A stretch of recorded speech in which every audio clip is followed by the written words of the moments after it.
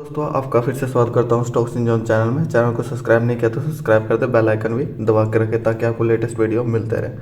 तो आज हम बात करेंगे स्टॉक के बारे में। एक ही शेयर बताऊंगा। तो आपको पता है कि मार्केट में अभी नेगेटिव माहौल चल रहा है वॉर की वजह से।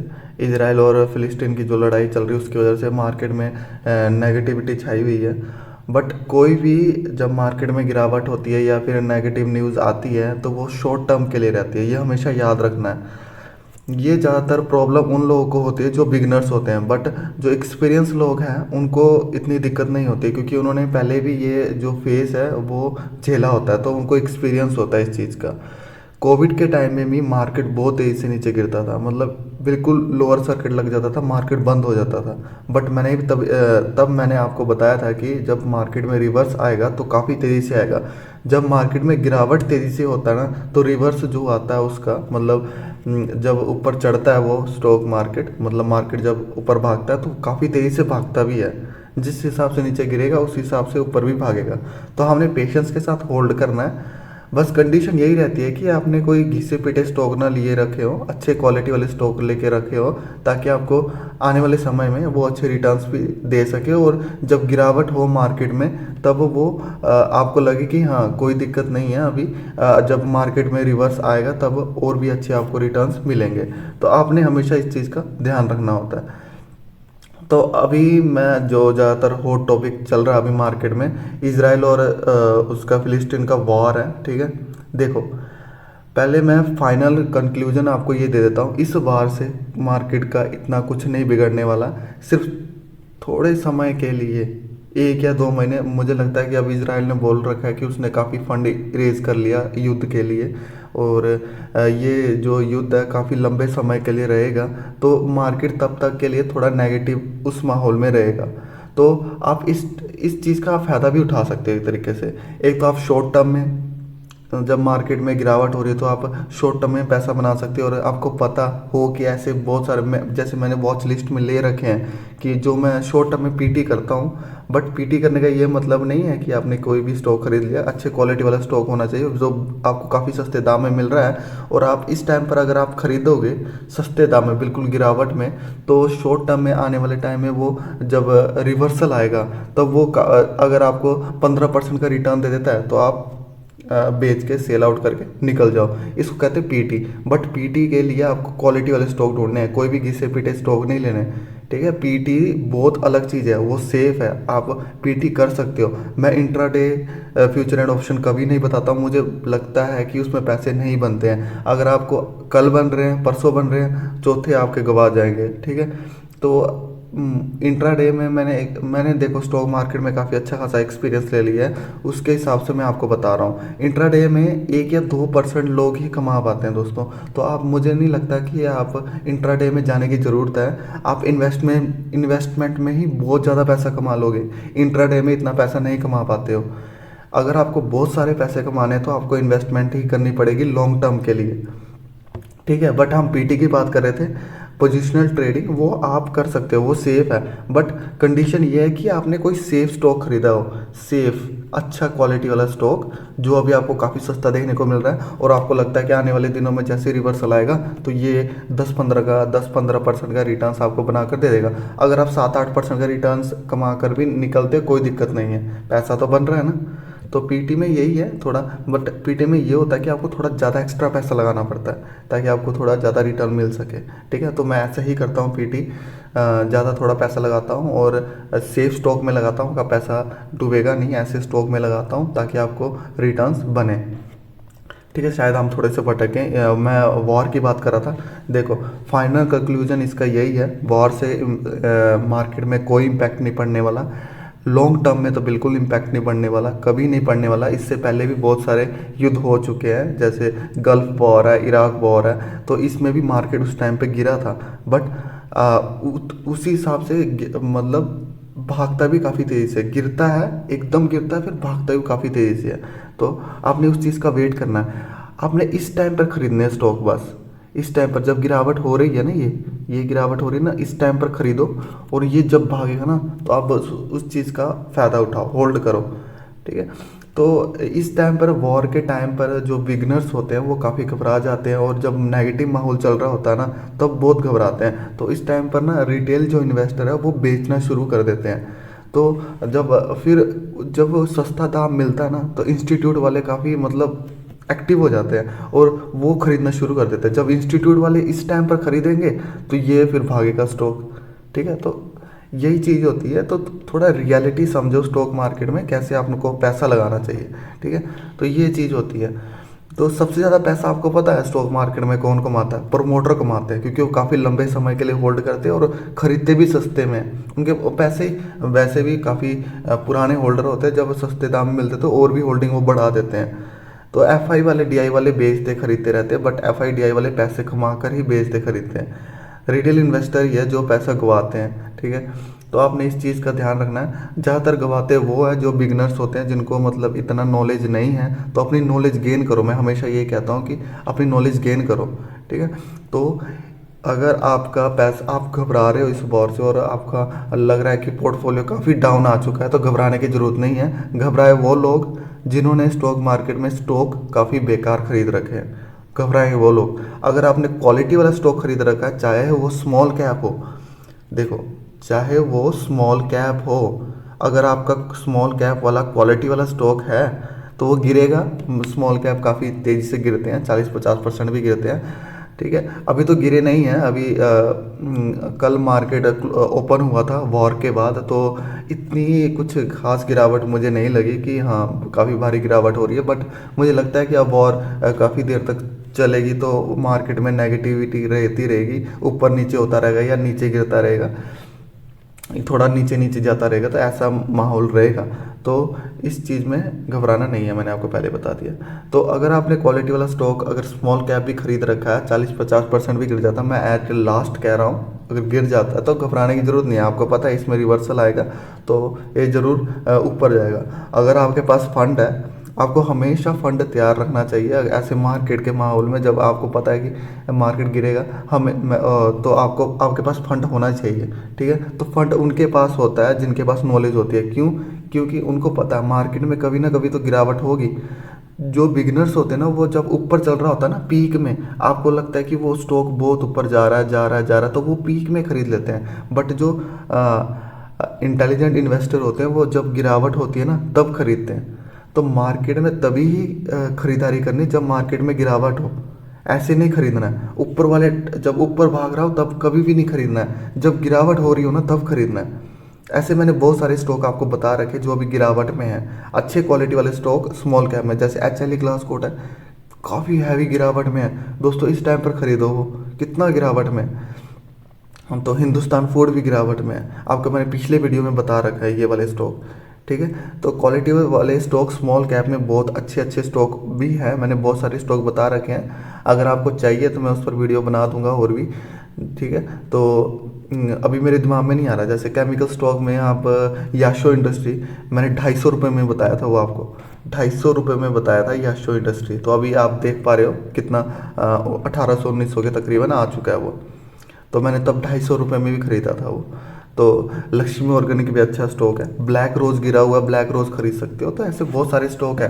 ठीक है, तो जब टाइम मिलेगा तब मैं उस पर वीडियो बनाऊंगा। आज मैं एक ही स्टॉक बताने वाला हूँ। ठीक है, आपको पता है मैंने आपको वादा किया था कि हफ्ते में एक वीडियो ज़रूर लेके आऊँगा, तो हफ्ते में एक वीडियो लेकर आ रहा हूँ मैं।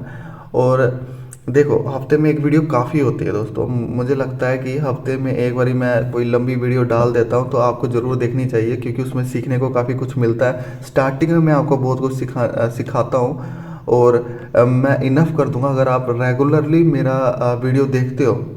वीक में एक वीडियो भी मेरी देखते हो, मैं एक ही डालूंगा या एक या दो डालूंगा कम से कम, तो आप स्टॉक मार्केट के बारे में बहुत कुछ सीख जाओगे और ज़्यादा कुछ सीखने की भी ज़रूरत नहीं पड़ेगी। आप इतना मतलब बस मेरी हफ्ते में एक दो वीडियो भी देख लोगे ना तो इनफ है आपके लिए।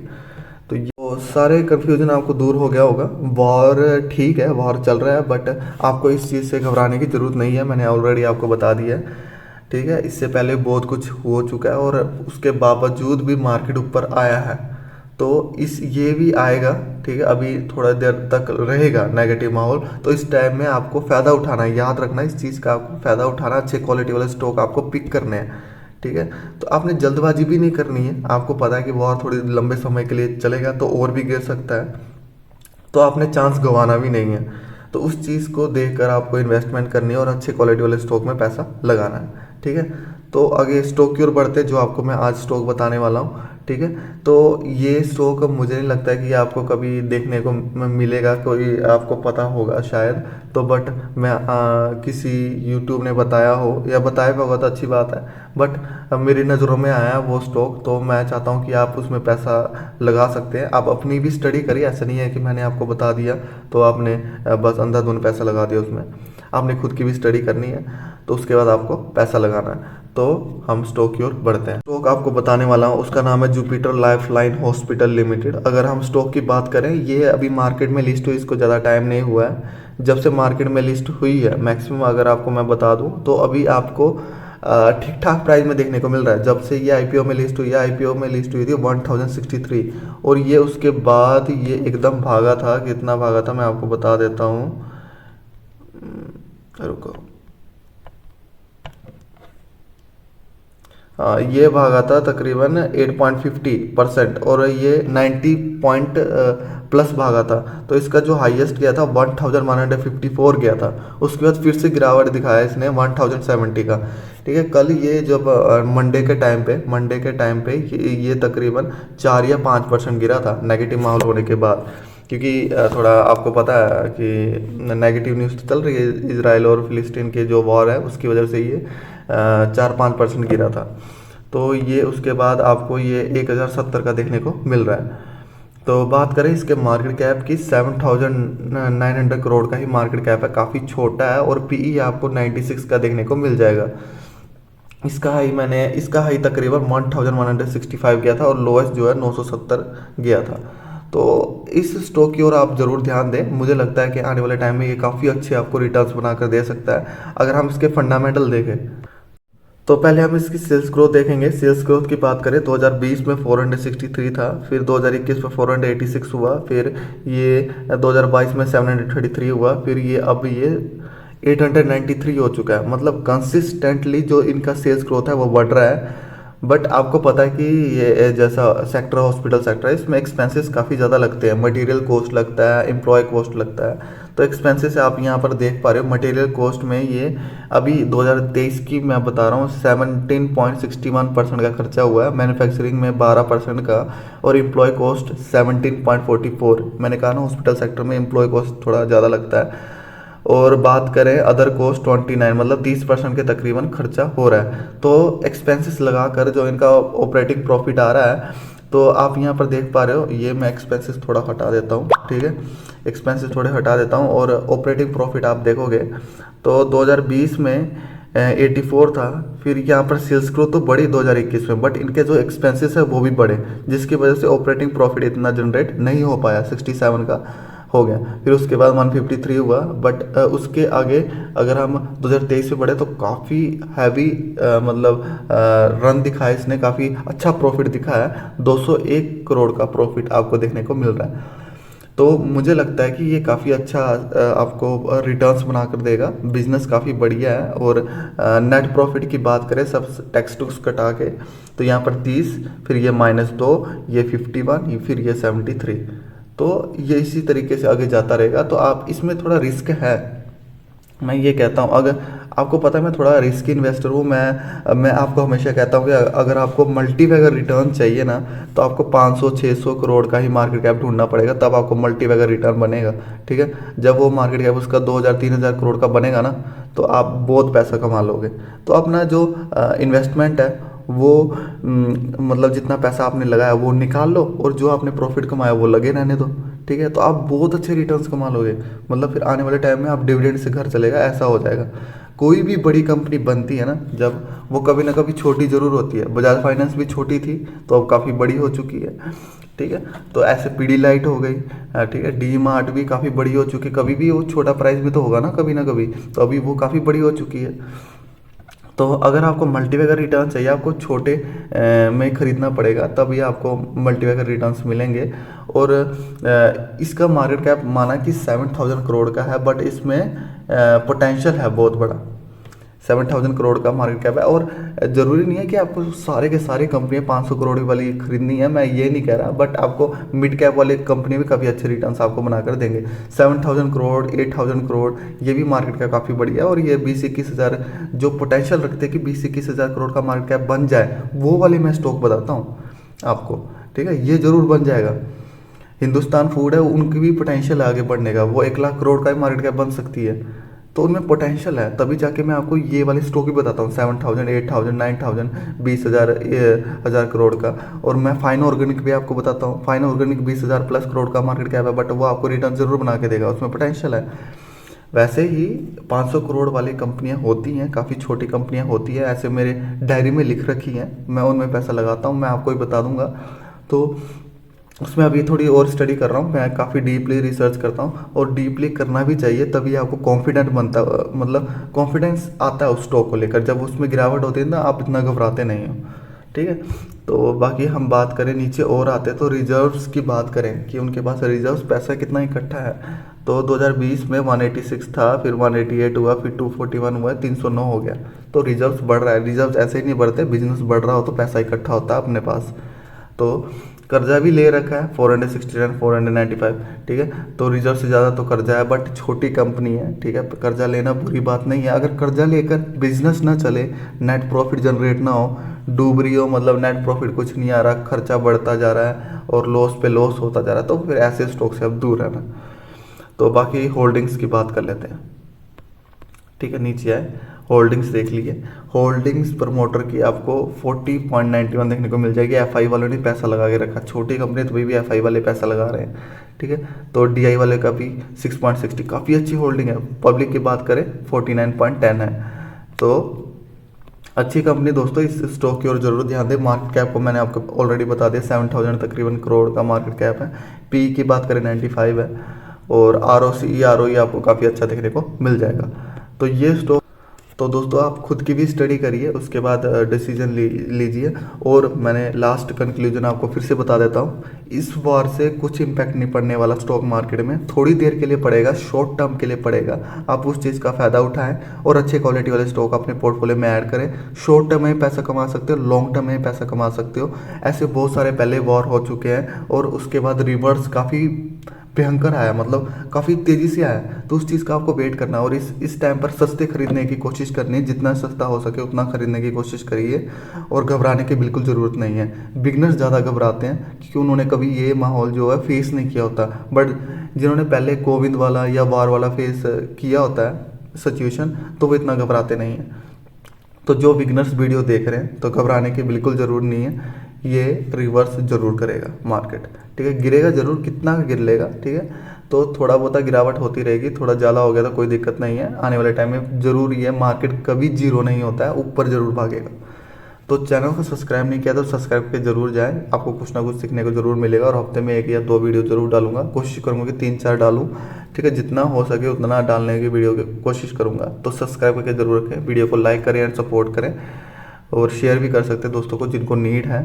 तो thank you so much, bye bye.